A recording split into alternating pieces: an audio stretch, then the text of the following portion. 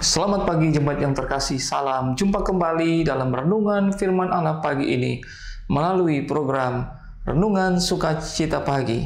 Tuhan Yesus memberkati kita sekalian. Mari bersama-sama kita akan membuka surat 1 Timotius pasal 4 ayatnya yang ke-13. Renungan pagi ini diberi judul Tekun Membaca Kitab-Kitab Suci.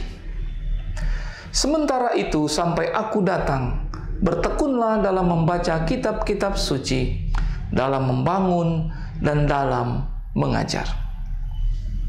Bersyukur kalau bulan ini kita didorong untuk lebih setia membaca Alkitab. Kedatangan Kristus yang kedua kali akan didahului oleh peningkatan setanisme, spiritisme, okultisme, kerasukan setan, dan penipuan setan dalam dunia dan dalam gereja. Iblis memimpin pasukan setan dalam perlawanan yang lebih hebat terhadap pekerjaan Tuhan. Roh Kudus dengan jelas telah menyatakan bahwa di waktu kemudian akan muncul kemurtatan dari iman pribadi terhadap Kristus. Kemurtatan teologis, yaitu menolak semua atau sebagian dari ajaran asli Kristus dan para rasul.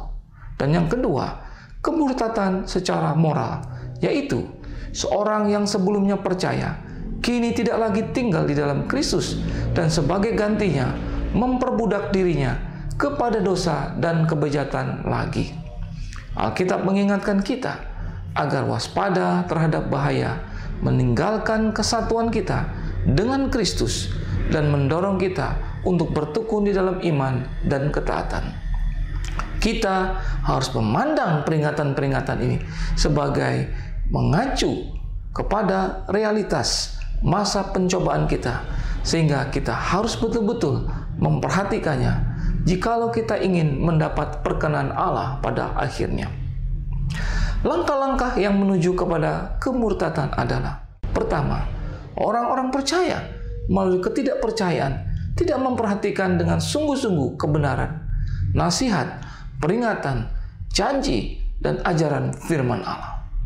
Yang kedua, ketika kenyataan-kenyataan dunia ini menjadi semakin nyata dibandingkan dengan kenyataan-kenyataan kerajaan Allah yang surgawi, orang-orang percaya secara berangsur-angsur berhenti menghampiri Allah melalui Kristus. Yang ketiga, melalui kelicikan dosa, orang percaya itu makin toleran terhadap dosa dalam kehidupan mereka sendiri. Kemudian, karena degil hati serta menolak jalan Allah, orang-orang percaya ini berkali-kali mengabaikan suara dan teguran Roh Kudus.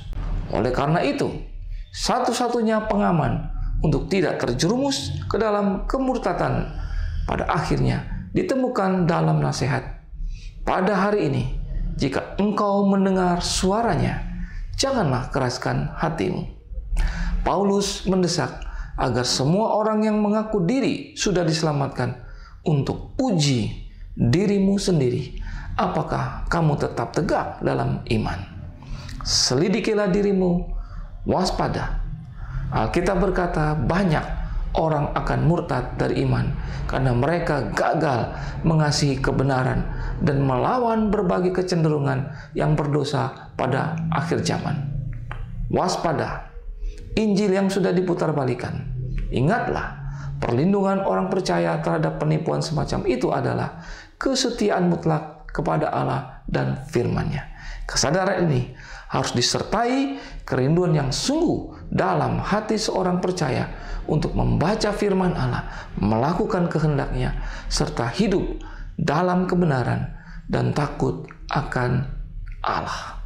Tuhan Yesus memberkati kita semua. Amin.